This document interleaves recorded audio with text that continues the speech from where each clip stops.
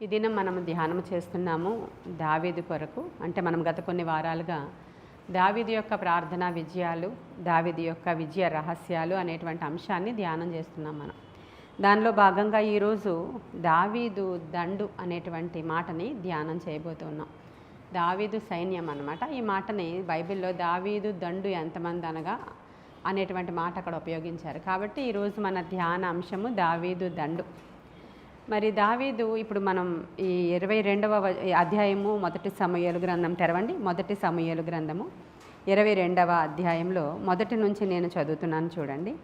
దావీదు అక్కడ నుండి బయలుదేరి అదుల్లాము గుహలోనికి తప్పించుకొని పోగా అతని సహోదరులను అతని తండ్రి ఇంటి వారందరూ ఆ సంగతి విని అతని యొద్దకు వచ్చిరి. మరియు ఇబ్బంది గల వారందరూ, అప్పులు చేసుకొనిన వారందరూ, అసమాధానముగా నుండి వారందరూ అతని యొద్ద కూడుకొనగా అతడు వారికి అధిపతి ఆయను. వారు ఎక్కువ తక్కువ మంది 400 మంది అని రాయబడి ఉంది అక్కడ. అయితే ఇక్కడ మనకు తెలుసు, సౌలు దావీదుని తరుముతున్నాడు నిర్నిమిత్తముగా. దావీదు ఏ తప్పు కూడా చేయలేదు. ఒక్క మాట కూడా సౌలుని వ్యతిరేకంగా దూషించలేదు, తిట్టలేదు, వ్యతిరేకించలేదు, అన్యాయం చేయలేదు, హాని చేయడానికి తలపెట్టలేదు, ఏమీ చేయలేదు. కానీ అన్యాయముగా సౌలు దావీదుని తరుముతున్నాడు. దాని అంతటికీ కారణం అసూయ, ఈర్ష్య, ద్వేషము. ఒక మనుషుడిలో మరి ఇవన్నీ సహజంగా ఉంటూ ఉంటాయి కాబట్టి అవన్నీ కూడా ఏలుబడి చేసి దావీదుని తరుముతూ ఉంటే ఈయన పారిపోతూ ఉన్నాడు. రకరకాల ప్లేసెస్లోనికి పారిపోతూ ఉన్నాడు. అదుల్లాము అనేటువంటి ఒక గుహ దగ్గరికి పారిపోయి అందులో దావీదు ఉన్నాడు అనే సంగతి అంటే మొదటగా సొంత వాళ్ళకి తెలిసింది. ఇప్పుడు రాజు నుంచి తప్పించుకోవడానికి పారిపోతున్నాడు ఈయన ఎక్కడున్నాడనే ఇన్ఫర్మేషన్ తల్లిదండ్రులకు ఇస్తాడు. కాబట్టి మొదటగా తల్లిదండ్రులు అతని దగ్గరికి వెళ్ళారు, సహోదరులు కూడా అతని దగ్గరికి వెళ్ళారు. అయితే వాళ్ళు మాత్రమే కాదు, కొన్ని రోజులు అలా గడుస్తూ ఉంటే రోజు రోజుకి కొంతమంది దావీదును వెతుక్కొని వస్తున్నారు.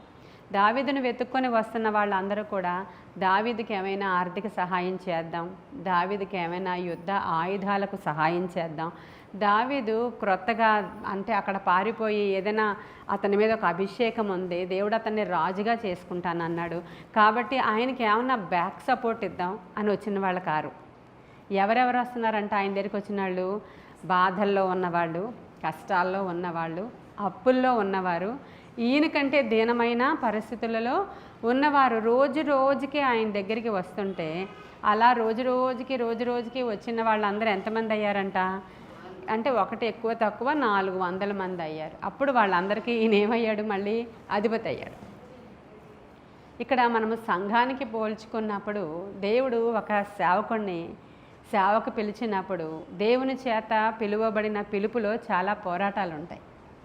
అది ఎక్కడి నుంచో మనకి పిత్రార్జితము ద్వారానో హెరిడిటరీ ద్వారా అంటే తల్లిదండ్రులు చేశారు, తాత ముత్తాతలు చేశారు, వారి తర్వాత మనం అందుకున్నాము. లేదంటే మనము ఒక మిషన్కి సంబంధించిన వాళ్ళము, జీతగాళ్ళైన పాస్టర్స్గా అక్కడికి వెళ్ళి అంటే ఏర్పరచబడిన మందకి బోధ చేయడం అనేటువంటి ప్రొసీజర్స్ కాకుండా ఇండివిజువల్గా దావీదు ఒకరిని సేవ కోసం పిలిచారు. అంటే వాళ్ళు వెళ్ళి ఒక చోట ఒక చిన్న షెడ్డో, ఒక పాకో, టెంటో, లేకపోతే ఒక చిన్న ఇల్లు అద్దెకి తీసుకుని వాళ్ళు ఫస్ట్ అక్కడ సంఘం పెట్టినప్పుడు వాళ్ళ దగ్గరికి ఫస్ట్ ఎవరు వస్తారు? ఎవరో ఇక్కడ పాస్టర్ గారు వచ్చారంట, ప్రార్థన చేస్తున్నారంట, బాబు మాకు ఈ కష్టాలు ఉన్నాయి, కొంచెం మా ఇంటికి ఒకసారి వచ్చి ప్రార్థన చేస్తావా అని అడుగుతారు కదా. అప్పుడు తప్పకుండా వస్తానమ్మా అని ఈయన, ఎందుకంటే అప్పుడే సేవలోనికి వచ్చాడు కాబట్టి ఆయన ఖాళీగా ఉన్నారు కాబట్టి ఆయన వెంటనే వాళ్ళ ఇల్లుని దర్శించి వాళ్ళు చాలా దీనహీన స్థితిలో ఉన్నవారు అవుతారు. జస్ట్ మంచినీళ్ళే ఇవ్వగలరు ఆ సేవకుడికి. అలాంటి ఇంటికి వెళ్ళి వస్తారు. ఆవిడ వెళ్ళి ఇంకొకరికి చెప్తుంది, ఇదిగో బాబు పెళ్ళయ్యి ఇన్ని సంవత్సరాలు అయింది, మా బిడ్డలు కలగలేదు, కొంచెం ప్రార్థన చేస్తావా అని ఇంకొకరు వస్తారు. అప్పుల పాలైపోయి ఉన్నాము, కొంచెం సహాయం చేసి ప్రార్థన చేస్తావా అని ఇంకొకరు వస్తారు. వచ్చి ప్రార్థన చేయించుకున్న వాళ్ళందరూ అల్పులు అయి ఉంటారు వాళ్ళు, అంతేనా?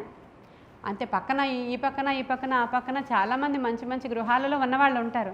కానీ వాళ్ళు చాలా పెద్ద చర్చలకు వెళుతూ ఉంటారు. ఇక్కడ సేవకుడు ఉన్నాడనే గుర్తింపు కూడా వాళ్ళు గుర్తించడానికి ఎప్పుడైనా అత్యవసరం అయితే ఇంటికి వచ్చి ప్రార్థన చేస్తావా అని అడుగుతారు. అప్పుడు అక్కడికి వెళ్ళి చేయాల్సిందే ఈ చిన్న సేవకుడు. ఇలా ఎంతోమంది ఆ జీరో లెవెల్లో నుంచి ఈరోజు దేవుని యొక్క కృపచేత పెద్ద పెద్దగా ఎదిగిన సేవకులు చాలామంది ఉన్నారు. పాల్ యాంగెచ్చో పాస్టర్ గారిని దేవుడు సేవకు పిలిచినప్పుడు ఆయన గదిలో పడుకోవడానికి చాప కూడా లేనటువంటి స్థితిలో ఒక చిన్న గదిని తర్వాత అద్దెకి తీసుకొని చెక్కతో చేసినటువంటి సిలువను పెట్టుకొని ఆయన తెల్లవారుజామున ప్రార్థనలు అక్కడ చేస్తుంటే ఆయన దగ్గరికి వచ్చిన వారందరూ అటువంటి వృద్ధులైనటువంటి స్త్రీలు. ఆఖరికి ఆయన సేవ చేస్తూ ఉంటే 4-5 స్త్రీలే చేరారు ఆయనకి. వాళ్ళు ఎవరయ్యా అంటే ఆదివారం ఆయన వాక్యం చెప్తుంటే నిద్రపోతూ ఉంటారు కుర్చీలో కూర్చొని, లేకపోతే కింద కూర్చొని. వాళ్ళు ఎవరు? వృద్ధులు కాబట్టి ఆటోమేటిక్గా వాళ్ళకి నిద్ర వచ్చేస్తూ ఉంటుంది. ఈయన ఏం చెప్తున్నాడో వాళ్ళకి ఏం అర్థం కాదు. ఈ యవ్వన సేవకుడు పౌరుషంగా ఏదేదో అరిచేస్తూ ఉంటాడు. కొంచెం నెమ్మదిగా చెప్పచ్చు కదా, అరిచేస్తున్నావు నిద్ర చెడిపోతుంది అనేవారట. మరి ఇంక వాళ్ళు ఎందుకు వచ్చారు? వాళ్ళు అలా అడిగేవారంట ఆయన, కొంచెం నెమ్మదిగా చెప్పి ఇక్కడ ఏమంతమంది ఉన్నామని అంత గట్టిగా చెప్పేస్తున్నావు నువ్వు అని. అంటే నేను మీ 5గురితో మాట్లాడట్లేదు, నేను 5,000 మందితో మాట్లాడుతున్నానని ఆ యవ్వన సేవకుడు అరిచి సాక్ష్యాన్ని లేదంటే ఆయన సేవను చేసేవాడంట. ఇప్పుడు మన దావీదు దగ్గరికి వచ్చిన వాళ్ళు అట్టివారే. ఆయనకి ఫైనాన్షియల్ సపోర్ట్ చేయడానికి ఎవరో లేరు అక్కడ, అంతేనా? సంఘానికి ఎవరైనా వచ్చారేమో, పోన్లే వీళ్ళ ద్వారా దేవుడు ఈ సేవకుడిని పోషిస్తాడేమో అనుకోవడానికి లేదు, ఈయనే తిరిగి ఇవ్వాలి. మన సంఘంలో కూడా మన దగ్గరికి వచ్చిన వారు ఫస్ట్ ఆ విధంగానే స్టార్ట్ అవుతుంది. ఏదైనా ఏ సంఘమైనా, ఏ దేవుని చేత పిలువబడిన ఏ చిన్న పరిచర్యలు అయినా కూడా ఈ విధంగానే ఏర్పాటు చేయబడతాయి. దావీదు దగ్గరికి అలాగే అటువంటి వారందరూ వచ్చి చేరారంట. అప్పుల్లో ఉన్నవారు, బాధల్లో ఉన్నవారు, మరి చాలా ఏమంటారు కష్టాలలో ఉన్నవాళ్ళు అక్కడికి వచ్చినప్పుడు వాళ్ళందరినీ దావీదు చేర్చుకున్నప్పుడు వాళ్ళందరికీ భోజనం పెట్టాలి కదా దావీదు. వాళ్ళందరినీ చూడాలి. అధిపతి అయిపోయానంటే మంచి పోస్టింగ్ వచ్చిందిలే అనుకోవడానికి ఏమన్నా ఉందేంటి? ఆయన బాధ్యత ఈ సంఘాన్ని లేదంటే ఈ యొక్క వచ్చినటువంటి గుంపుకి వాళ్ళ అవసరతలు చూడడం, అక్కరతలు చూడడం, వాళ్ళు అన్నీ విడిచిపెట్టేసి వచ్చారు దావీదు దగ్గరికి. అయితే చాలా సందర్భాలలో దేవుడు ఈ అల్పులు ఎవరైతే వచ్చారో, ఈ అప్పులు ఉన్న వాళ్ళు ఎవరైతే వచ్చారో, ఈ బాధల్లో ఉన్న వాళ్ళు ఎవరైతే వచ్చారో, ఈ బంధకాల్లో ఉన్న వాళ్ళు ఎవరైతే వచ్చారో, ఆ అల్పుల్ని, ఎందుకు పనికిరాని వారిని, వాళ్ళ ఇంట్లో వాళ్ళందరూ ఒరే నువ్వు ఇంకెందుకు పని చేయవురా, నువ్వు పనికి రాని వాడవరా, ఇంట్లోంచి పోతే మాకు ఒక భోజనం మిగులుతుంది అన్నలాంటి వాళ్ళు వీళ్ళందరూ. లోకము వెలివేసిన వారు వీళ్ళందరూ. లోకంలో కష్టాలు తట్టుకోలేక ఇంటి వారు కూడా వీళ్ళని చూడక వచ్చిన వాళ్ళు వీళ్ళందరూ. అలాంటి వారంట, అలాంటి వారినంట దేవుడు నేను హెచ్చిస్తాను అంటాడు ఆయన. హల్లెలూయా. కొరింథీయులకు రాసిన పత్రిక, 1 కొరింథీయులకు రాసిన పత్రిక 1వ అధ్యాయం 26వ వచనం. సహోదరులారా, మిమ్మల్ని పిలిచిన పిలుపును చూడుడి. మీలో లోకరీతిని జ్ఞానులైనను ఘనులైనను గొప్ప వంశము వారైనను అనేకులు పిలువబడలేదు గాని ఏ శరీరియు దేవుని ఎదుట అతిశయింపకుండునట్లు, ఏ శరీరియు కూడా దేవుని ఎదుట అతిశయింపకుండునట్లు జ్ఞానులను సిగ్గుపరచుటకు లోకములో నుండి వెర్రి వారిని దేవుడు ఏర్పరచుకొని ఉన్నాడు. బలవంతులైన వారిని సిగ్గుపరచుటకు లోకములో బలహీనులైన వారిని దేవుడు, అలా 29 వరకు మీరు చూస్తే అసలు జ్ఞానం లేని వారిని, జ్ఞానులను సిగ్గుపరచడానికి అజ్ఞానులైన వారిని ఆయన ఎన్నుకున్నాడని. పెంట కుప్పల మీద నుంచి దేవుడు బీదలను లేవనెత్తి ఆయన తన సేవలో వాడుకున్నాడని. అంటే అన్ని టాలెంట్స్ ఉన్న వాళ్ళని దేవుడు పిలిస్తే నేను ఈరోజు చెప్తాను, నాకు సో అండ్ సో డిజిగ్నేషన్స్ ఉన్నాయి, నేనేమీ చదువుకోకుండా మీ దగ్గరికి రాలేదు, నేనేం ఉద్యోగం లేక మీ దగ్గరికి రాలేదు, నాకు ఉద్యోగం ఉంది, ఇలాంటి గొప్పలు చెప్తుంటాను నేను అప్పుడప్పుడు మీకు. వాళ్ళు కూడా ఇష్టం కాదు దేవుడికి. అసలు ఏమీ లేదయ్యా, నేను శూన్యము, నేను వట్టిదాన్ని. అసలు అలాంటి సందర్భంలో దేవుడు నన్ను పిలిచాడు అనేటువంటి ఆ యొక్క గొప్ప కాలింగ్ చాలా ప్రాముఖ్యమైనది. ఇలా వెర్రి వారిని ఎన్నుకుంటాడంట ఆయన. మనం కూడా చాలామంది సేవకుల యొక్క సాక్ష్యాలు వింటూ ఉంటాం. పాలయ్య అని అటువైపు ఒక పాస్టర్ గారి గురించి అతి పెద్ద మందిరం అతనే కట్టాడు ఈ యొక్క మన కంట్రీలో. అంటే మన ఏరియా వైపు కాదు ఆయన. అతనంటే ఫస్ట్ ఐస్ క్రీమ్ బండి అంట, ఐస్ క్రీమ్ అమ్ముకుంటూ ఉండేవారని, అలా రకరకాలుగా చాలా తక్కువ స్టేజ్ నుంచి వచ్చిన వాళ్ళు అని. ఇంకొక ఆయన ఆటో నడుపుకునేవాడని నేను అంటే. మన యేసన్న గారు అయితే జ్ఞానమే లేదు ఆయనకి కదా. జ్ఞానులను సిగ్గుపరచడానికి అజ్ఞానులను వాడుకుంటాడంటే ఆయనకి మైండ్ సరిగా లేదు. వీధుల్లో ఒక వెర్రి పిల్లలు తిరిగినట్లుగా తిరిగేటువంటి ఆయనను ఒక సాయంకాలం పూట ఒక చిన్న మంద కూడుకుని ఉన్నటువంటి ప్రార్థనకు వెళ్ళి అక్కడ వాళ్ళు ఏమైనా పెడతారేమోనని ఆ స్థలానికి వెళ్ళి వస్తున్నటువంటి అతనిని దేవుడు దర్శించి దేశానికి ఎంత ఆశీర్వాదకరంగా ఈరోజు ఎంతమంది ఆయన అనుచరులు, ఒక హోసన్నా మినిస్ట్రీస్ అంటే వాళ్ళని చూసినప్పుడు మనకి దేవుని యొక్క శక్తి అక్కడ మనకి బయలుపరచబడుతుంది. వాళ్ళు చదువుకున్నారా, చదువులేదా, చదువుకున్న వాళ్ళే దేవునికి కావాలి, చదువులేని వాళ్ళ వాక్యం ఏం చెప్తారు అంటూ ఉంటారు. వాక్యం చెప్పేస్తే అందరూ మారిపోరు. దేవుని యొక్క శక్తి అక్కడ ఉండాలి. ఆ వాక్యము దేవుని యొక్క మాట అయి ఉండాలి. అది అసలు ఆయనకి ఏ జ్ఞానంతోనూ వాక్చాతుర్యంతో నేనే మీ దగ్గరికి రాలేదంటాడు పౌలు. అవునా? నేను వాక్చాతుర్యంతో వచ్చాను అనుకుంటున్నారా? నా డిగ్రీలన్నీ పట్టుకుని ఆ సర్టిఫికెట్స్ అన్నీ పట్టుకుని మీ దగ్గరికి వచ్చాను అనుకుంటున్నారా? నేనేం నా వాక్చాతుర్యంతో నేను మీ దగ్గరికి ఏమి కూడా రాలేదంటాడు ఆయన. కాబట్టి ఇప్పుడు ఇలాంటి అల్పులను దేవుడు ఎన్నుకునే దేవుడని మన కంట్రీలోనే ఎంతమందినో మనం చూస్తున్నాం. ఇక్కడ ఇంకా చాలా ప్రదేశాలలో, అన్ని ఏరియాలో ఒక్కొక్క సాక్ష్యము, ఒక్కొక్క సేవకుడి సాక్ష్యం వింటే నేను అసలు పనికి మాలిన వాడిని, ఇంట్లో మా అన్నదమ్ముల అందరిలో నేనే అస్సలు పనికి రాను, కానీ దేవుడు నన్ను ఈరోజు పిలిచి ఇన్ని లక్షల మందికి సంఘ కాపరిగా చేశాడని అందరూ చెప్తూ ఉంటారు. ఒక చిన్నప్పటి నుంచి ఒక రోగగ్రస్తుడైనటువంటి మన ఏసన్న గారు లాంటి వాళ్ళని, పాలియో అంగచో లాంటి వాళ్ళని అసలు ఇంకా పెంట కుప్ప మీద నుంచి లేవనెత్తడం అంటే ఒక సేవకుడి యొక్క సాక్ష్యం ఉంది. అది బెన్సన్ ఇడహోసా ఆయన పేరు. ఆయన ఆయన ఆయన ఆయన ఏ పుస్తకంలో ఆయన ఉంటాడంటే ఎముకలలో అగ్ని అనేటువంటి పుస్తకం అన్నమాట. అది బెన్సన్ ఇడహోసా, ఆఫ్రికా దేశంలో. అయితే పిల్లోడు పుట్టిన దగ్గర నుంచి వాడికి అనారోగ్యమే. ఇంత సన్నగా ఇంత పుల్లలాంటి పిల్లోడు పుట్టాడనమాట. వాడు అసలు రోజు అనారోగ్యమే. వాడు అసలు నిద్రపోడంట, ఏ రాత్రి పగలు నిద్రపోడు, ఏడుస్తానే ఉంటాడు. తండ్రి పనిలోనికి వెళ్ళి ఇంటికి వచ్చిన దగ్గర నుంచి జబ్బు పిల్లోడిని చూడలేక అసహ్యం పడతా ఉన్నాడంట తండ్రి. ఏంటి జబ్బు పిల్లోడు, నా పిల్లోడా, ఎలాంటి వాడిని అన్నావు నువ్వు అసలు అని చెప్పి, రేపు నేను వచ్చరికి ఇటు చచ్చిపోవాలి, లేకపోతే ఇక్కడ ఉండకూడదని తండ్రి తల్లిని సతాయిస్తూ ఉండేవాడు. రోజు తల్లి ఎక్కడికని పడేస్తుంది. అలాగే పాపం కష్టపడుతుంది తల్లి. ఒకరోజు ఇంకా అతను చెప్పాడు, అయితే వీడు ఉండాలి, లేకపోతే నేను ఉండాలి ఇంట్లో.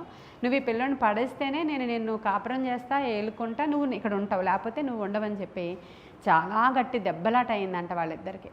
అప్పుడు ఇంక తల్లి ఏం చేయలేక వాడిని గుడ్డలో చుట్టి వాళ్ళ ఇంటికి దూరంగా ఉన్నటువంటి పెంటలో పడేసి వచ్చేసింది వాడిని. ఇంకా చచ్చిపోయేలా ఉన్నాడు పిల్లోడు ఆ పెంటలు. అంటే ఎప్పటికీ చచ్చిపోడు, పోనీ ఎప్పటికీ బ్రతకడు, అలాంటి స్థితిలో పెంట మీద పడేసింది ఆ తల్లి. పెంటలో విసిరేసి వచ్చేసినప్పుడు చాలా పెద్ద వర్షం వస్తుందంట పాపం ఆ రోజు. వాడు ఆ పెంటలో ఆ క్లాత్లో చుట్టబడినటువంటి చిన్న బిడ్డ అక్కడ కేకలు వేసి వాడు ఏడుస్తుంటే అసలు తల్లి ఉండలేక పరిగెత్తిపోయి వాడిని హత్తుకొని, నువ్వు నాకు అక్కర్లేదయ్యా, నాకు ఈ బిడ్డ చాలని చెప్పి తీసుకుని వాళ్ళ అమ్మాళ్ళ ఇంటికి వెళ్ళిపోద్ది తను. ఆ బిడ్డ పెరిగి పెరిగి పెద్దవాడై ఆయన ఎవరైనా ఇలా ముట్టుకుంటే నువ్వు నీ ఎముకలలోనికి అగ్ని వెళ్ళిపోద్ది, ఆయన ఎముకల్లోంచి నీ ఎముకల్లోనికి వెళ్ళిపోద్ది అగ్ని. అంతటి గొప్ప సేవకుడు అయ్యాడు ఆయన. హల్లెలూయా. ఆ దేశంలో ఇంకా ఆయన సంఘానికి ఇంకా మొత్తం అసలు ఆ దేశంలో ఉన్న చర్చిలన్నీ ఖాళీ అయిపోయి ఈయన సంఘానికి వచ్చేస్తూ ఉంటే ఆయన ఎక్కడికో బైబిల్ కాలేజ్కి ఆయన చదువుకోవడానికి, అంటే చాలా కష్టాలు పడ్డాడు అనుకోండి. ఆ బుక్ అంతా నేను చెప్తే మన సబ్జెక్ట్ మళ్ళీ దాటిపోతాం మనం. మీరు వీలైతే ఆ పుస్తకం చదువుకోండి. ఎముకలలో అగ్ని దాని పేరు. అయితే ఆయన చాలా కష్టాలు పడ్డాడు. ఇక్కడ పని చేసుకుని అక్కడ పని చేసుకుని వాళ్ళ అమ్మమ్మకి ఇది తెచ్చి అది తెచ్చి వాళ్ళు దేవతలను పూజిస్తూ ఉండేవారు. ఆ ఫుట్బాల్ ఆడుతూ అక్కడ పాస్టర్ గారికి ఫుట్బాల్ తగలాలని అలాంటి పిచ్చి పిచ్చి వేషాలన్నీ వేసి, ఆ తర్వాత అలా రక్షించబడిన తరువాత బైబిల్ ట్రైనింగ్కి వెళ్ళిన తర్వాత ఆ ట్రైనింగ్లో వాళ్ళు చేస్తున్నటువంటి టైం వేస్ట్ అంతా నచ్చక మళ్ళీ తిరిగి ఇంటికి వెళ్ళిపోదాం అనుకుని మొత్తానికి అక్కడ ట్రైనింగ్ కంప్లీట్ చేసి ఆయన ఫ్లైట్ దిగి కంట్రీకి వచ్చినప్పుడు ఆయనను ఆహ్వానించడానికి వచ్చిన వాళ్ళు ఈయనకి షేక్ హ్యాండ్ ఇచ్చినప్పుడు దడదడలాడిపోయారు అనమాట అక్కడ. అలాంటి అగ్ని ప్రవక్తగా ఆయన శరీరం అంతా కూడా ఫైర్తో నింపబడినటువంటి సేవకుడుగా పెంట కుప్ప మీద నుంచి నేను నిన్ను లేపుతానంటాడు. హల్లెలూయా. అల్పులైనటువంటి వారిని నేను చూస్తున్నాను అంటాడు. ఈరోజు ఎవరు కూడా అల్పమైన వాళ్ళు కారు. మేము జ్ఞానులము అనబడిన వాళ్ళే గర్విష్ఠులు, మేమే గొప్పవాళ్ళము అనబడిన వాళ్ళే, అలాంటి వాళ్ళని దేవుడు లెక్క చెయ్యడు. నీ చదువు ఆయనకు అక్కర్లేదు, ఆయన పరిశుద్ధాత్మ శక్తి ద్వారా వాడుకుంటాడు. కాబట్టి ఆ సేవకుడు తర్వాత ఆ దేశం అంతా ఖాళీ అయిపోయి అన్ని చర్చిలు వాళ్ళు ఈయన దగ్గరికి వచ్చేస్తుంటే చాలా పెద్ద మీటింగ్ ఏర్పాటు చేసి మొత్తం ఆ దేశంలో ఉన్న సేవకులందరూ చాలా పెద్ద మీటింగ్, ఈయనప్పటికే టీవీలో స్పీకర్గా మాట్లాడుతూ అలా ఉన్నప్పుడు వాళ్ళందరూ వచ్చి ఈయన మీద కంప్లైంట్ చేశారు. ఏంటి మా సంఘంలో ఉన్న వాళ్ళందరినీ దోచేసుకుంటున్నాడు, అన్ని సంఘాలని దగ్గరికి తెచ్చేసుకుంటున్నాడు, ఈరోజు కూడా ఉన్నాయి కదా ఇలాంటివన్నీ కూడా అని అడుగుతున్నప్పుడు ఆయన ఒక మాట చెప్పాడు అనమాట. అవును, గొర్రెలకి మీ దగ్గర మేత దొరకట్లేదు కాబట్టి మేత వెతుకుని నా దగ్గరికి వస్తున్నారు, దానికి నన్నేం చేయమంటారని చెప్పి ఆ బోర్డు మీటింగ్లోంచి వెళ్ళిపోతాడు ఆయన. అంటే ఇలాంటివన్నీ కూడా ఆ రోజుల్లోనే జరిగాయి, చాలా ఎప్పుడో జరిగినటువంటి సందర్భాలు ఇవన్నీ కూడా.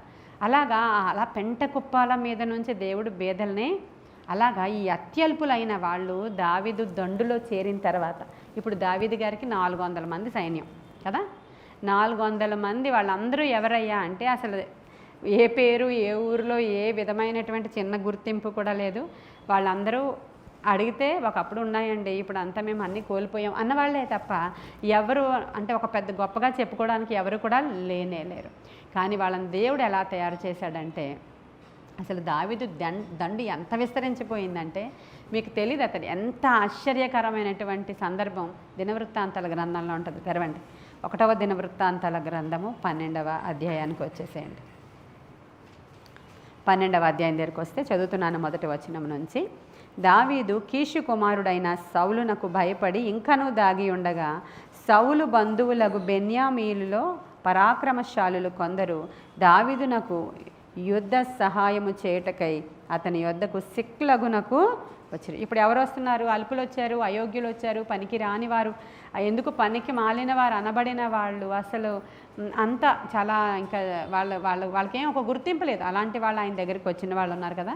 ఇక ఉండే కొద్దీ ఆయనకి రోజు రోజుకి వస్తున్నారంట ఆయన దగ్గరికి, రోజు రోజుకి ఆ యొక్క దావీదు దగ్గరికి. ఎందుకని దావీదు దగ్గర ఏం లేదు, కానీ రోజు రోజుకి దేవుని చేత ఏర్పరచబడిన వారి దగ్గరికి అలా రోజు రోజుకి రావాలి, ప్రతిరోజు విస్తరించాలి, వెళ్ళి అనేకుల్ని వీళ్ళు తీసుకొని రాగలగాలి. కాబట్టి ఈయన దగ్గరికి ఎవరెవరు వస్తున్నారంట? ఈ సౌలునకు భయపడి ఇంకా ఈయన దాక్కున్నాడు కదా, సౌలు బంధువులే వచ్చేస్తున్నారంట ఈయన దగ్గరికి. చూసారా ఎవరు వస్తున్నారు ఇప్పుడు? సౌలు గారి బంధువులందరూ వచ్చేస్తున్నారు. ఇంకా మాకు ఇంకా ఈ గోత్రం ఆ గోత్రం అని ఏమీ లేదు, మా బంధువు ఈ బంధువు అని ఏమీ లేదు, మేము కూడా దావీదు దండులో మేము జాయిన్ అయిపోతామని చెప్పి. చూడండి, సౌలు బంధువులకు బెన్యామీనీలలో పరాక్రమశాలులు కొందరు దావీదునకు యుద్ధ సహాయము చేయుటకై అతని యొద్దకు సిక్లగునకు. ఇప్పుడు వచ్చేవాళ్ళు ఇంకా మామూలు వాళ్ళు కాదండి. మనకి కూడా ఈ స్టేజ్ దాటిపోయింది, అవునా కదా? అప్పుడు నిజంగానే అత్యల్పులు వచ్చారు, అవసరతలలో ఉన్న వాళ్ళు వచ్చారు, రోగగ్రస్తులు వచ్చారు, బాధల్లో ఉన్న వాళ్ళు వచ్చారు, బరువుల్లో ఉన్న వాళ్ళు వచ్చారు. ఇదా సంఘము అన్నట్లుగా మనల్ని చూసిన వాళ్ళు వచ్చారు, వాడుకుని విడిచిపెట్టేశారు, వెళ్ళిపోయారు, ప్రార్థనా సహకారం కోరుకున్నారు, మనం చేశాము, భయపడ్డాము, అయినప్పటికీ కూడా వాళ్ళు మాకు పెద్ద పెద్ద మందిరాలు కావాలని వెళ్ళిపోయిన వాళ్ళు ఉన్నారు. ఆ స్టేజ్ దాటిపోయింది. ఇప్పుడు ఎవరు వస్తున్నారంటే పరాక్రమశాలులు రావడం మొదలుపెట్టారు. హల్లెలూయా! పరాక్రమశాలులు కొందరు దావీదునకు యుద్ధ సహాయం చేయడానికి వచ్చారు. వీరు విలుకాండ్రయి కుడి ఎడమ చేతులతో వడిసెల చేత రాళ్ళు రువ్వుటకు, వింటి చేత అంబులు విడుచుటకు సమర్థులైన వారు. హల్లెలూయా! ఇంకేం లేదు, లెఫ్ట్ అండ్ రైట్ ఇస్తారనమాట. కుడి ఎడమ చేతులతో వింటిని విసురుతారు వాళ్ళు, కుడి ఎడమ చేతులతో ఏం కాదు తుత్తినీలుగా చేస్తారు ఎదుటి వ్యక్తులని. అలాంటి మల్టీ టాలెంట్ పర్సన్స్ రావడం మొదలుపెట్టారు. చూసారా, దేవుడు ఎప్పుడూ కూడా ఒంటరి అయినటువంటి ప్రయాణంలో మనము ప్రారంభించి, అది సంఘమే కానీ, కుటుంబమే కానీ, రాజ్యమే కానీ, ఒక ప్రభుత్వమే కానీ, దేవుని యొక్క పని చేసేటువంటి ఎవరైనా ఒక్కరితోనే స్టార్ట్ అవుతుంది. అది ఆ ఒంటరివాడు 1000 మంది అగునని దేవుడు చెప్తాడే, ఆ ఒక్కొక్క మాట చాలా ప్రాముఖ్యమైనది. నీవు ఇంటి దగ్గర ఒంటరిగా ప్రార్థన చేసుకుంటూ ఉన్నప్పుడు ఖచ్చితంగా నీ ప్రార్థన నిజమైనదైతే నీకు ఒక సహకారిని ఇస్తాడు దేవుడు. ప్రార్థనా సహకారి నీకు దొరుకుతారు, నువ్వు నిజంగా దేవుని మీద ఆధారపడిన దానవైతే. ఇంకా చాలామందికి ఆ ధ్యాస ఏమీ లేని వాళ్ళైతే ఏమవుతారు, వాళ్ళు ఎలాంటి వాళ్ళు అలాంటి సహవాసాన్ని వాళ్ళు కోరుకుంటారు. వాళ్ళకి సినిమాలకు వెళ్ళే వాళ్ళని తోడుగా ఇస్తారు. ఈవిడికి అదే ఇష్టం కాబట్టి ఈవిడికి తోడు ఎవరు వస్తారంటే, అబ్బాయి ఎంత గొప్ప దేవుడు అండి, అసలు నా టేస్ట్ మీ టేస్ట్ ఒకటే, పదండి రోజు షాపింగ్కి వెళ్ళిపోదాం అనేవాళ్ళని ఒకరికి ఇస్తాడు, రోజు ముచ్చట్లు ఆడుకునే వాళ్ళని ఒకరికి ఇస్తాడు, రోజు ఎక్కడికో పోయే వాళ్ళని, అంటే వాళ్ళ సహకారులు వాళ్ళు. మన సహకారులు అయితే నీవు ఏ స్థితిలో ఉన్నావో ఆ స్థితిలో వెంటనే ఇలా అంటే మ్యాజిక్ జరిగిపోదు. నిన్ను ఆదరించడానికి ఎవరో ఒకరిని నీ దగ్గరికి పంపిస్తారు, నిన్ను ఓదార్చడానికి ఎవరో ఒక స్నేహితుడిని పంపిస్తారు దేవుడు. ఆ టైంలో వాళ్ళు కనుక మీ దగ్గరికి రాకపోతే మనకు చాలా కష్టమైపోయి ఉండేది, మనకి చాలా కష్టమైపోద్ది అన్నమాట. ఆ సమయంలో నీ రోగశయ్య మీద నిన్ను ఆదరించడానికి ఎవరో ఒకరిని పంపించిన వాడు దేవుడు. నీ అప్పుల ఊబిలో నుంచి నేను లేవనెత్తినప్పుడు నీకు ఎవరో ఒకరు సపోర్ట్ చేసి ఒక ఆలోచన చెప్పి ఏం భయపడకండి, మేము కూడా ఇలాంటి దాంట్లోంచి వెళ్ళాం, అప్పుడు మాకు ఇలా జరిగింది, మీరు బాధపడద్దు అని చెప్పే వాళ్ళని పంపిస్తాడు దేవుడు. అలా అన్నమాట, దేవుడు ఎవరిని విడిచిపెట్టడు. ఆ స్టేజ్ దాటిపోయిన తర్వాత చూడండి, పరాక్రమశాలులు వచ్చారు, ఆ తరువాత వింటి చేత అంబులు విడిచే వాళ్ళు వచ్చారు. గిబియోను వాడైన షెమాయా కుమారుడైన అహీయెజెరు అతడు అధిపతి, ఇతని తరువాతి వాడగు యోవాషు, అజ్మెవెతు కుమారులైన ఎజీయేలు, పెలెటు, బెరాకా, అనెత్తోతీయుడైన యోహు 30 మందిలో పరాక్రమశాలియు 30 మందికి పెద్దయునైన ఇష్మయా అను గిబియోనీయుడు, ఇర్మియా, యహజీయేలు. ఇంకా వాళ్ళందరి పేర్ల తర్వాత 8వ వచనానికి రండి. మరియు గాదీయులలో పరాక్రమశాలులు కొందరు అరణ్యమందు దాగి ఉన్న దావీదునొద్ద. ఇప్పుడు గాదీయులు కూడా వచ్చేసారు ఈయన దగ్గరికి.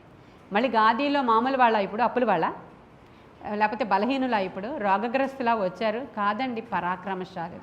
ఇంక వచ్చే వాళ్ళందరూ ఎవరయ్యా అంటే ఇక పరాక్రమశాలులు వస్తారు, ప్రార్థనా వీరులు వస్తారు, అసలు కోటీశ్వరులు వస్తారు, ఈ దేశాన్ని ఏలే వాళ్ళు వస్తారు, అధిపతులు వస్తారు, నాయకులు వస్తారు. చాలా అసలు ఇంకా మనకి వీళ్ళు వాళ్ళు అని ఇక ఏ ఏ ఏ డిపార్ట్మెంట్ కావాలంటే ఆ డిపార్ట్మెంట్ వాళ్ళు ఇక్కడ ఉంటారు. ఈ కార్యాలు సంఘాలలో ఆల్రెడీ జరుగుతున్నాయి, లోకం చూస్తుంది. అయినా లోకం గుడ్డితనంలోనే ఇంకా మగ్గిపోతూ ఉంది. ఎందుకంటే లోక సంబంధమైన దేవత వారి కనులకు గుడ్డితనాన్ని కలగజేసింది. వారిలో లేని యూనిటీ క్రైస్తవుల్లో ఉంటుంది. వారిలో లేనటువంటి పవర్, వాళ్ళు అక్కడ గ్యాదరింగ్ అయ్యారు అని అంటే వాళ్ళు నిజమైన ప్రార్థనా పరులు అయితే దేశమే షేక్ అయిపోద్ది. నిజమైన ప్రార్థనా పరులు కావాలి, నిజమైన అభిషేకించబడిన వారు కావాలి. వీరు దేవుని చేత అభిషేకించబడిన వారిని గుర్తించడానికి జ్ఞానం కావాలి అటువైపు వారికి. అంతే తప్ప ఏదో మందంతా ఒక చోటకి వెళ్ళిపోతుంది కదా అని వీళ్ళు అక్కడికి వెళ్ళిపోతారు. అక్కడ ఏమీ ఉండదు. అక్కడ సేవకుల యొక్క గొప్పతనము, సేవకుల యొక్క పర్సనల్ విషయాలు, సేవకుల యొక్క కుటుంబ విషయాలు, వాళ్ళని దేవుడు ఎలా హెచ్చించాడో, వాళ్ళని దేవుడు ఎలా అభివృద్ధి చేస్తున్నాడో, వాళ్ళు ఎలా ఆశీర్వదింపబడిపోయి గొప్ప స్థానాల్లో ఎన్ని కంట్రీలు తిరుగుతున్నారో ఇది చెప్తూ ఉంటే వీళ్ళందరూ నోరు ఎల్లబెట్టి చూస్తూ ఉంటారు. వీళ్ళ బాధ తీరిందా అక్కడ? వీళ్ళ అవసరత తీరిందా అక్కడ? వీళ్ళకి ఏమైనా గొప్ప కార్యాలు దేవుడు చేశాడా అక్కడ? అసలు ప్రార్థన అంటే ఏంటో వాళ్ళకి తెలుస్తుందా? ఎందుకు వెళుతున్నామో అర్థమవుతుందా? వాళ్ళ గొప్పతనం చూడడానికి వెళుతున్నావా? నీవు అక్కడ ఆదరించబడ్డానికి వెళుతున్నావా? నీవు దేవుని సైన్యంలో చేరి ఏమైనా యోధుడిగా వాడబడుతున్నావా? అసలు నీ గమ్యం ఎక్కడికి, నీ గురి ఏమిటి? ఈరోజు అనేక మందికి తెలియకనే క్రైస్తవ సంఘాలలో పాలిభాగస్తులుగా వాళ్ళు ఉన్నారు. గాదీయులలో పరాక్రమశాలులు కొందరు అరణ్యమందు దాగి ఉన్న దావీదు వద్దకు వచ్చారు. వీరు డాలును ఈటెను వాడుక చేయగల యుద్ధ ప్రవీణులు, సింహ ముఖము వంటి ముఖము గలవారు, కొండలలో నుండి జింకలంత పాదవేగము కలవారు. వీళ్ళు చూడండి, వీళ్ళ టాలెంట్స్ చాలా బాగున్నాయి. వీళ్ళు ఎవరంటే డాలు ఈట వాడుక చేస్తారంట. వాళ్ళందరూ కూడా వచ్చిన వాళ్ళందరూ ఎవరట? యుద్ధ ప్రవీణులు అంట వాళ్ళు. హల్లెలూయా. వాళ్ళు సింహపు ముఖము వంటి, అంటే వాళ్ళని చూసినప్పుడే ఎవడైనా జడిసిపోతాడనమాట. అపిరెన్స్ అంటూ ఒకటి ఉంటుంది కదా, ఎవరైనా ఒకరిని చూస్తే కొట్టబుద్ధి అవుతుందంట, ఒకరిని చూస్తే ఏదో అంటారు కదా సామెత. అలా మనం వాళ్ళని ఇలా చూసేసరికి వాళ్ళు ఎలా అంటే నిజంగా సింహాలు కాదు, వాళ్ళని చూసేసరికి పౌరుషం ఉట్టుబడుతూ ఉంటుంది అన్నమాట. వాళ్ళని చూసే వాడు పక్కకి తగ్గి వెళ్ళిపోతాడు అనమాట. అలా సింహపు ముఖము వంటి వారంట వాళ్ళు. ఎంత చక్కగా రాయించారో చూడండి పరిశుద్ధాత్మ దేవుడు. కొండలలో నుండి జింకలంతా పాద వేగము, అంటే మామూలు పరుగు కాదు, ఇంక అథ్లెటిక్స్ అనమాట వాళ్ళు. మామూలుగా కూడా వాడు పరిగెట్టాడంటే ఎవడు వాడిని పట్టుకోలేడు. ఎవరినైనా పట్టుకోవడానికి వీడిని పంపించామంటే 2 నిమిషాల్లో పరిగెత్తి పట్టేసుకుంటాడు. జింక మళ్ళీ మామూలు జింక కూడా కాదు, కొండలలో ఉన్న జింకలంతా పాద వేగము. చూసారా ఎలాంటి వాళ్ళు వస్తున్నారో దావీదు దగ్గరికి? చూసారా? సంఘము ఇలా ఆశీర్వదింపబడాలి. సంఘం అంటే దావీదు యేసుక్రీస్తు ప్రభు వారికి సాదృశ్యంగా ఉంటే ఆయన రాజ్యము నిలవబడాలంటే అటువంటి వారు సంఘములో కావాలి. అంతే తప్ప 24 గంటలు ఏడుపే, 24 గంటలు మీ రిక్వెస్ట్లే, 24 గంటలు నీ జీవితం గురించే, 24 గంటలు నీ పిల్లల గురించి, నీ భర్త గురించి, నీ కుటుంబం గురించి, నీ బాధలు నీవే. యేసుక్రీస్తు పనులు చేయడానికి ఎవ్వరు కూడా లేరన్నాడు ఆయన. ఎంతసేపు వారి సొంత పనుల నిమిత్తమై ఉన్నారు కానీ యేసుక్రీస్తు పనులను చేసేవారు ఎవరు కూడా లేరని ఎవరు చెప్పారు? యేసయ్య చెప్పారు. కాబట్టి ఇప్పుడు ఎవరు కావాలి సంఘానికి? ఇలాంటి వాళ్ళు కావాలి. సంఘములో వీళ్ళందరూ మేము కానీ ఇక్కడికి వచ్చి దశంభాగం ఇచ్చామంటే ఆశీర్వదింపబడిపోతాం అనేవాళ్ళ వాళ్ళు కాదు కదా. మేము ఈ డబ్బులు ఇస్తే మాకు ఆ డబ్బులు వచ్చేస్తాయి అనేవాళ్ళ. మేము ఈ ఆఫరింగ్ వస్తే మాకు ఎంత గొప్ప కార్యం జరిగిపోద్దంట, ఈ సంఘం చాలా అక్కడ ఎంత అచ్చొచ్చిందంట, ఇక్కడికి వెళ్తే మాకు పిల్లలు పుట్టేస్తారు, ఇక్కడికి వెళ్తే మాకు ఆ సంఘాల అదేం కాదు. వాళ్ళు వచ్చిన వాళ్ళు అలా ఏమీ ఆశించి రాలేదు. యెహోవా దేవుడు ఒక వ్యక్తిని ఎన్నుకున్నాడు, ఆ ప్రణాళిక నెరవేర్చబడాలి, దానిలో మేము పాలిభాగస్తులుగా ఉంటామని వచ్చారండి. హల్లెలూయా. దేవుని యొక్క సెలక్షన్ ఈయన మీద ఉంది. ఇది దేవుడు ఏర్పరచబడిన సంఘము, ఇది దేవుని చిత్తానుసారమైనటువంటి పరిచర్య. కాబట్టి మేము ఇక్కడ పాలిభాగస్తులుగా ఉండి మా దేవుని పని ఇక్కడ మేము ప్రేయర్ వారియర్స్గా కూర్చున్నామంటే పరలోకాన్ని కదిలిస్తాం అని రావాలి వచ్చేవాళ్ళు. అలాంటి వాళ్ళ కోసం మన ప్రార్థన మొదలవ్వాలి. అంతే తప్ప మన దగ్గరికి వచ్చేవాళ్ళు ఇంకా దావీదు ఫస్ట్ స్టేజ్లో ఉన్నట్టుగా వస్తారు. అలాంటి వాళ్ళని కూడా నేను రావద్దని అనడం లేదు, కానీ వచ్చారు అని అంటే వాళ్ళకి అక్కడ మనం మొదట్లాగే వాళ్ళతోటే మనం ఇంకా వాళ్ళ ఇంటి చుట్టూరునే తిరిగి వాళ్ళ కోసమే మనం ఇంకా టైం అంతా కేటాయించేసి వాళ్ళ ఇళ్ళ మీదకే వెళ్ళి మళ్ళీ వాళ్ళు ఇంకా అదే పని కాదు మనకి. అది వన్ ఆఫ్ ద పాయింట్ అంతే. ఆ పాయింట్ మనం చేస్తాము. కార్యం చేసేది దేవుడే, మనం చేసేది యుద్ధం అనుదినము కూడా. మనకి 7వ నెల వస్తుంది, ప్రార్థనలు ప్రారంభమవుతాయి. ప్రతిరోజు చేసేది యుద్ధం. మనం పరాక్రమశాలులుగా ఎవరెవరిలో ఏ టాలెంట్ ఉందో అది దేవుడికి తెలుసు, నీకు నాకు తెలియదు. నీకు ఏ టాలెంట్ లేదా, అయినా నీవు ఇక్కడికి వచ్చి కూర్చుంటే టాలెంటెడ్గా మారిపోతావు.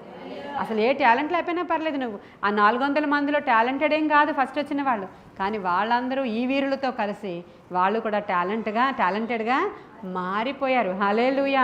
వీళ్ళందరూ అటువంటి జింకలంత పాద వేగము గలవారు. ఇంక తర్వాత చాలామంది పేర్లు అక్కడ రాయబడి ఉన్నాయి. ఇంకా పేర్లన్నీ కూడా మీరు ఇంటికి వెళ్ళిన తర్వాత చదువుకోండి. అధ్యాయం అంతా కూడా ఇంటికి వెళ్ళిన తర్వాత చదువుకోండి. 14వ వచనంలో చూడండి ఏముందో. 14వ వచనంలో, గాదీలగు వీరు సైన్యమునకు అధిపతులై ఉండరి, వారిలో అత్యల్పుడైన వాడు 100 మందికి అధిపతి, అత్యధికుడైన వాడు 1000 మందికి అధిపతి. చూడండి, గాదీలు ఎవరైతే అక్కడికి వచ్చారో వాళ్ళల్లో ఏమండి కొంచెం ఇతనికి టాలెంట్ తక్కువండి అని ఎవరి గురించైనా మనం చెప్పామనుకో, ఆ తక్కువైన వాడి యొక్క కెపాసిటీ ఏంటంటే అప్పటికే వాడు 100 మంది మీద అధిపతి అంట. కొంచెం టాలెంటెడ్ అండి అని ఎవరి గురించి అన్నా, ఈ అమ్మాయి గురించి నేను చెప్పాను అనుకో, అప్పటికి ఇప్పుడు కెపాసిటీ ఏంటంటే 1000 మందికి అధిపతి అనమాట. అటువంటి వారు వచ్చి అక్కడికి చేరుతూ ఉన్నారంట. 16వ వచనం దగ్గరికి వద్దాం. ఇక్కడ వీళ్ళందరూ కూడా, మరియు బెన్యామీనీలలో కొందరును యూదావారిలో కొందరును దావీదు దాగి ఉన్న స్థలమునకు. చూడండి, ఇంక అన్ని జాతుల వాళ్ళు నేను ఒక్కొక్కటి చూపిస్తున్నాను మీకు. గాదీలను చూపించాను, బెన్యామీనీలను చూపించాను, యూదావారు వచ్చారు, ఇక్కడ బెన్యామీనీలు వచ్చారు. ఆయన ఇంకా దాక్కునే ఉన్నాడు. ఆయన దాక్కుని ఉన్నవాడి దగ్గరికి ఎవరైనా వెళ్తారండి? ఏమంటే అసలు ఏది లేదు, అసలు మనకు అసలు బోర్డే లేదు అక్కడ చర్చి దగ్గర, అయినా సరే అలాంటి వాళ్ళ దగ్గరికి ఎవరైనా వస్తారా? పెద్ద అడ్వర్టైజ్మెంట్ కావాలి, సూట్లు వేసుకున్న వాళ్ళు కావాలి, ఫారెన్ రిటర్న్స్ కావాలి, చాలా కాంగ్రిగేషన్ ఇలా చూడంగానే వేలల్లో ఉన్న వాళ్ళ దగ్గరికి అయితే అందరూ వెళ్తారు. కానీ ఏమీ లేదు, ఒక మూలనే వీళ్ళందరూ ప్రార్థనలు చేసుకుంటూ విజ్ఞాపనాకర్తలండి, వాళ్ళు పోరాడుతూ ఉంటారు. దట్టు అక్కడ అందరూ స్త్రీలండి, ఎక్కువగా స్త్రీ అని నడిపిస్తున్నారంటే అలాంటి వాళ్ళ దగ్గరికి వస్తారా? వస్తారు ఈరోజు. ఎందుకంటే దేవుని చేత ఏర్పరచబడిన సంఘం. హల్లెలూయా. అది మనకి జ్ఞాపకం ఉంటే మనం ఆ యోధుల కొరకు ఖచ్చితంగా ఎదురు చూస్తే వాళ్ళందరినీ దేవుడు తీసుకొని వస్తూ ఉన్నారు. ఆన్ ద వే దేవుడు తీసుకొస్తున్నారు. వచ్చిన వారు సింహాల్లాగా తయారవ్వాలి. ఇంకా సింహం లాంటి వాళ్ళు కూడా వస్తూ ఉంటారు. వాళ్ళని దేవుడు ఇక్కడ వాడుకుంటూ ఉంటాడు. అంటే ఎంతవరకు వచ్చాం? 16 వరకు వచ్చామా యూదావారిలో? తర్వాత 19వ వచనం దగ్గరికి వచ్చేయండి. సౌలు మీద యుద్ధము చేయబోయిన ఫిలిష్తీయులతో కూడా దావీదు వచ్చినప్పుడు తర్వాత మనష్షే సంబంధికులలో కొందరును అతని పక్షము చేరిరి. దావీదు ఫిలిష్తీయులకు సహాయము చేయకపోయెను, ఏలయనగా అతడు తన యజమానుడైన సౌలు పక్షమునకు మరలి తమకు ప్రాణ హాని చేయునని ఎంచి ఫిలిష్తీయుల అధికారులు అతని పంపివేసిరి. అంతట సిక్లగునకు తిరిగిపోవచుండగా మనష్షే సంబంధులైన అద్నా, యజాబాతు, యెదీయవేలు, మిఖాయేలు, యజాబాదు, ఏలీహు, ఇంక ఇవన్నీ కూడా మరలా పేర్లే. 21 రండి. వారందరూ పరాక్రమశాలులను, వాళ్ళందరూ ఇప్పుడు పేర్లు చదివాను కదా, వీళ్ళందరూ ఎవరట? పరాక్రమశాలులను, సైన్యాధిపతులు. హల్లెలూయా. ఆ దండును హతము చేయుటకు వారు దావీదునకు, అబ్బా ఎంత బాగుందండి, దావీదుకి వాళ్ళందరూ సహాయం చేశారు. దావీదు దండట. ఇప్పుడు మన టైటిల్ వచ్చింది చూడండి ఒకసారి. దావీదు దండు ఎలా ఉందట? యెహోవా సైన్యము వలె, హల్లెలూయా, మహాసైన్యమగునట్లు ప్రతి దినమున అతనికి సహాయము చేయువారు అతని యొద్దకు. ఎంత బాగుందండి ఇది. ఈ స్టేజ్ ఇంకెలా అయిపోయిందంటే దావీదు దొండట యెహోవా సైన్యం లాగా ఉందంటండి. హల్లెలూయా. ఇక ఆ సైన్యము రంగంలోనికి దిగిందంటే ఇక అసలు అడ్డు ఆటంకం ఉండదు. అది ఎందుకంటే యెహోవా సైన్యం. ఇప్పుడు దావీదు గారి యొక్క సైన్యము యెహోవా సైన్యము వలె తయారైపోయింది అని పరిశుద్ధాత్మ దేవుడు రాయిస్తూ ఉన్నాడు. చూసారు ఎంత బాగుందో.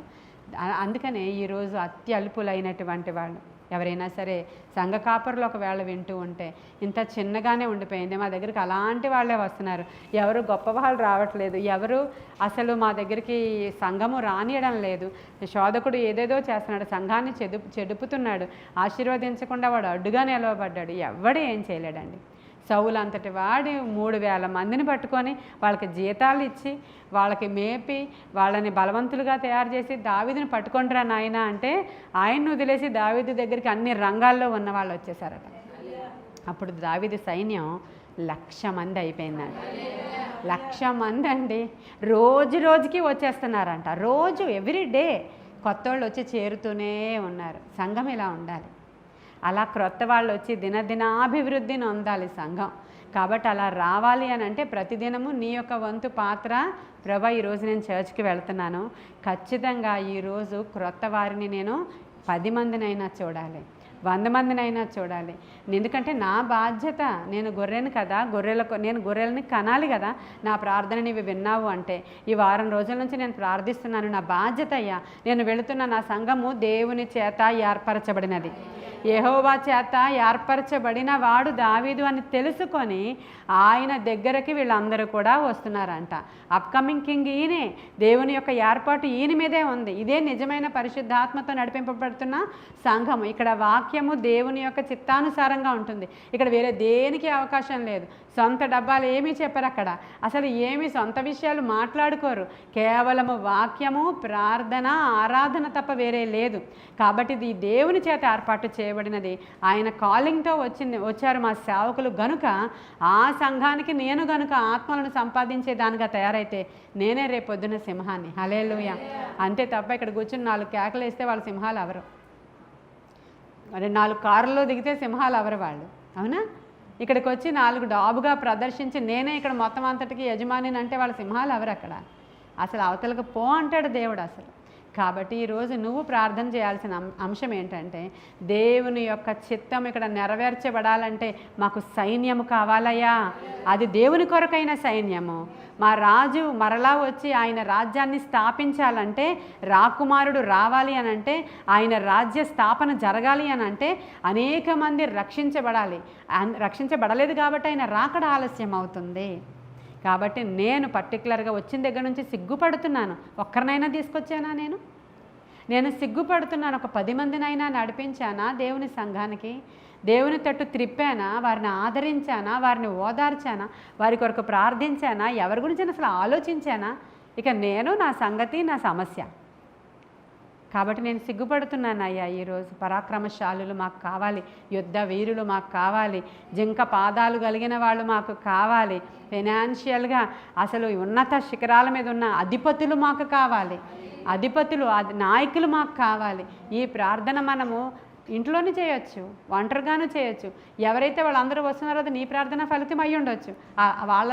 వాళ్ళందరూ నీ లిస్టులో ఉంటారు. అప్పుడు సేవకుడు నిమిత్త మాత్రుడు, అక్కడ వచ్చిన వారిని నడిపిస్తాడు అంతే.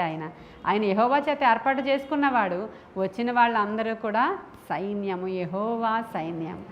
తరువాత 2 లక్షల చిల్లర మంది అయిపోయారట. చూసారా మీరు? దేవుని యొక్క కార్యము. దావీదు దొండ అంటే మీకు ఇది ఒక్కటే తెలుసు. 1 సమూయేలు 22లో 400 మందికి అటు ఇటు ఉన్నారు. వీళ్ళే ఆయన సైన్యం అనుకుంటున్నారు మీరు. మామూలుగా కాదు ఆ సైన్యం ఉన్నది.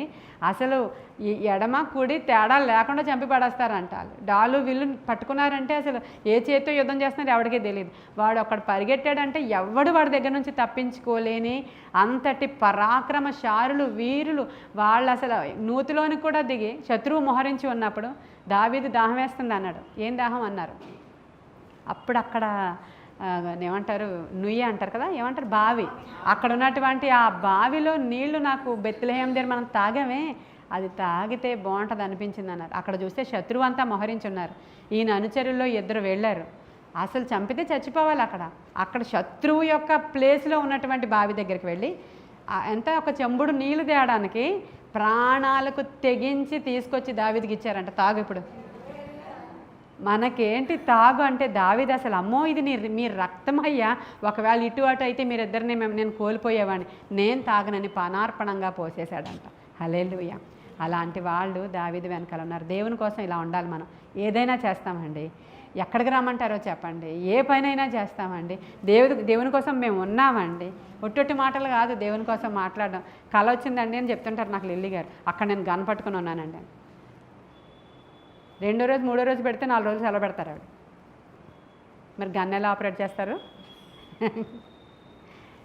కత్తి ఎలా ఆపరేట్ చేస్తారు మీరు? కాబట్టి ఒక్కసారి జ్ఞాపకం చేసుకోండి. ఈరోజు నేను ఎవరిని ఏమన్నా నాకు బాగా తెలుసు కాబట్టి ఆవిడ పేరు చెప్తా ఉంటాను అస్మాన్. మీరందరూ అంతకంటే గొప్పవాళ్ళు ఏం కాదు. చూడండి, వెనకాల మానేసిన వాళ్ళందరూ ఇంకా గొప్పవాళ్ళు. ఈరోజు ఎవరెవరైతే మానేశారో వాళ్ళందరూ ఇంకా గొప్పవాళ్ళు అన్నమాట. వారంలో ఒక్కరోజు బాబోయ్ ఈరోజు ఏం చెప్తారో, ఏ ప్రభువు ఇక్కడ ఏ అభిషేకాన్ని దాచుంచారో ఈరోజు. అసలు నేను ఈరోజు కూడా మానేస్తే నేను సోల్జర్ని, నేను ఇక్కడ మానేస్తే నాకు అవ్వదు అనుకునే వాళ్ళు చాలా తక్కువ అండి, చాలా తక్కువ. చిన్న చిన్న విషయాలకే ఇది చాలా చిన్న విషయం ప్రార్థన మానేయడం అనుకుంటారు వాళ్ళు. చిన్న విషయం అసలు కాదు. ఎందుకంటే పరలోకం అంతా వంగి చూస్తుంది ఒకసారి ఎవరు వచ్చారో ఈరోజు. చిన్న విషయం ఇది. ఈరోజంతా జగన్ గారు కానీ, మోదీ గారు కానీ, లేకపోతే చంద్రబాబు నాయుడు గారు కానీ వచ్చి ఎవరు వచ్చారో చూస్తారంట. రెగ్యులర్గా వచ్చే వాళ్ళకి రివార్డులు ఇస్తారంట. అసలు మాంతారండి? 3 గంటలకు లేచి యోగాకి వెళ్ళిపోయారు అందరూ. ఒక మ్యాట్ ఇస్తానన్నారని. మరి దేవుడిచ్చేటువంటి రివార్డులు, అవార్డులు అసలు అవి మనకి చాలా సులువుగా, ఈజీగా ఉండి మన సమాధిలోనికే అవేమి తీసుకోకుండా అనేక మంది చల్లగా పడుకోవడానికి వెళ్ళిపోతున్నారు. అవేం తీసుకోవట్లేదు. అందుకనే ఈ భూమి మీద అతి ధనవంతమైనటువంటి ప్లేస్ ఏదైనా ఉందా అంటే అది సమాధుల తోట అంట. ఎందుకంటే ప్రతివాడు వాడికి ఇచ్చిన మహిమైశ్వర్యాన్ని ఏమీ వినియోగించుకోకుండా వాడితో పాటే వెళ్ళి చచ్చిపోయి అక్కడ పడున్నాడు. అదంతా ధనవంతుల స్థలంగా ఉంది. అవన్నీ అక్కడే ఉన్నాయి. ఇచ్చిన టాలెంట్స్, తలాంతులు, ఆశీర్వాదాలు, అభిషేకాలు అన్నీ వాడు యూజ్ చేసుకోలేదే, వాడు ఉపయోగించుకోలేదు. అలాంటి సేవకులు వాళ్ళకి నేర్పించలేదు. మీ సేవకులు మీకు నేర్పిస్తున్నారు కదా. ఇంతకంటే ఇంకా గొప్ప బోధ చేస్తే ఎక్కడికి వెళ్తారు మీరు? చేసేవాళ్ళు ఉన్నారు, లేరు అనడం లేదు నేను. కానీ ప్రోత్సహిస్తూ ఉన్నప్పుడే, వయసు ఉన్నప్పుడే, బ్రతికి ఉన్నప్పుడే, మనం ఏదైనా చేయగలిగినప్పుడే ఏదైనా సరే మనం చేయడానికి దేవునికి ఉపయోగపడతాం. తర్వాత నువ్వు నాకు పనికిరావు వెళ్ళిపో అని దేవుడు చెప్పేలాగా మనం ఉండకూడదు. అందుకే ఒక భక్తుడు అంటాడు, ప్రభువా నన్ను వాడుకో, నేను బ్రతుకున్నంత వరకు వాడుకో, కానీ తుప్పు పట్టనీయకు నన్ను. తుప్పు పడితే డస్ట్బిన్లో వేసేస్తారు నన్ను. పదునుగా ఉన్నప్పుడు నన్ను వాడుకుని నన్ను ఎప్పుడు తుప్పు పట్టకూడదని ప్రార్థన చేశాడంట ఆయన. కాబట్టి ఈ రకంగా మనం వ్యక్తిగతంగా కూడా మనము దేవుని యొక్క సైన్యం అని ఎంచాలి. మీరు దేవుని యొక్క సైన్యంలో అనేకులు రావాలనే భారము మొత్తం సంఘమంతటికి కూడా ఉండాలి. నాకు ఒక్కరిదానికే కాదు, నాకు కూడా లేదు. ఎందుకంటే నాకు ఆ భారము వచ్చేంత ఛాన్సే ఎవరు సంఘసులు. ఎందుకంటే అన్ని ప్రేయర్ రిక్వెస్ట్లు కాదా? ఈ ప్రేయర్ రిక్వెస్ట్లు చేయడంతోనే నాకు సరిపోతుందా? లేకపోతే నాకు ఏ భారము లేదు కనుక ఇప్పుడు ఆత్మల పంట కొరకు కూర్చుందాం అనే టైం లేదు నాకు. ఈ రిక్వెస్ట్, ఈ కనిపెట్టడం, ఆ కనిపెట్టడం, వాళ్ళ గురించి కనిపెట్టి చెప్పడం, వీళ్ళ గురించి కనిపెట్టి చెప్పడం, అసలు 100 రిక్వెస్ట్లు మా దగ్గర ఇలా ఇచ్చి పడేస్తే అది ఈజీ అనుకుంటారు కదా. బట్ మా బాధ్యత చేస్తాము, కానీ నాకంత సమయం లేదు. నీకుందిగా, నువ్వు ఈ ప్రార్థన చేయలేవా? మా సేవకులు ఇంత భారం కలిగి మా కొరకు కనిపెట్టి ప్రార్థన చేస్తూ ఆవిడ సమస్యల కొరకు ఇప్పుడున్నటువంటి దావీదు యొక్క స్థితిలో ఒక మూలన కూర్చుని మొర్ర పెట్టుకుంటున్నారు ఈరోజు.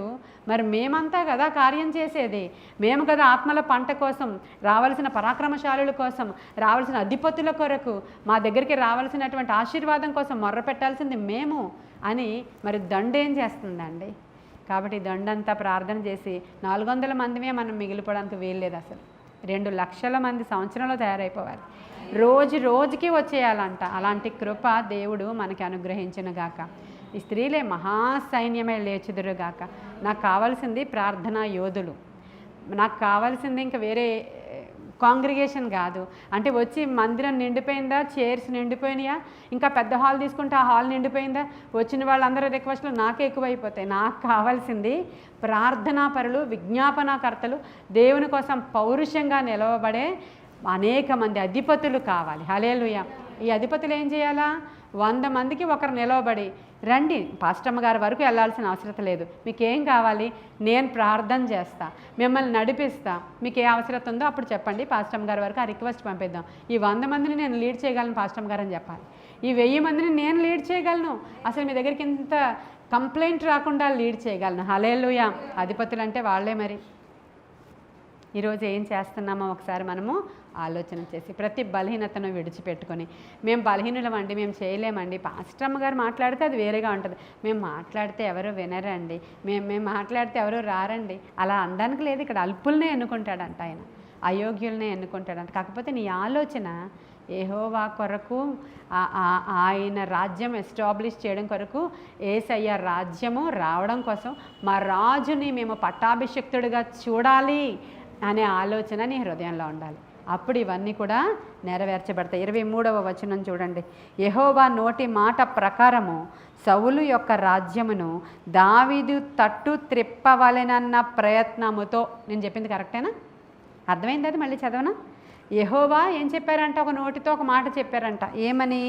సౌలు యొక్క రాజ్యాన్ని దావీదు తట్టు త్రిప్పవలనన్న ప్రయత్నముతో యుద్ధమునకై ఆయుధములను ధరించి అతని యొద్దకు హెబ్రోనుకు వచ్చిన అధిపతుల లెక్క ఎంతనగా, ఇంకా మళ్ళీ లెక్కలోనికి వెళ్ళిపోవాలి. అక్కడ మనం చాలా 7,000, 8,000, 9,000, 10,000 వాళ్ళందరూ కలిపే చెప్పాను మీకు 2 lakhs అబవ్.